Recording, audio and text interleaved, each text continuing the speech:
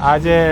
જે ગણેશ ગોંડલ છે આનો નાર્કોનો ટેસ્ટ હતો અને નાર્કોનો જે ટેસ્ટ છે આની આખી પ્રક્રિયા 8 તારીખથી 13 તારીખ સુધીનો જે ટાઈમ હતો અને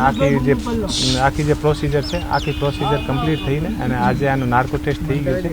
હવે 1-2 દિવસમાં આની આખી જે રિપોર્ટ તૈયાર થઈ જશે અને આ રિપોર્ટ જે તૈયાર થશે આ માનનીય હાઈકોર્ટ જે ગુજરાત હાઈકોર્ટ છે આના અંદર મૂકવામાં આવશે. એક FSL જે ઓફિસર હોય છે આના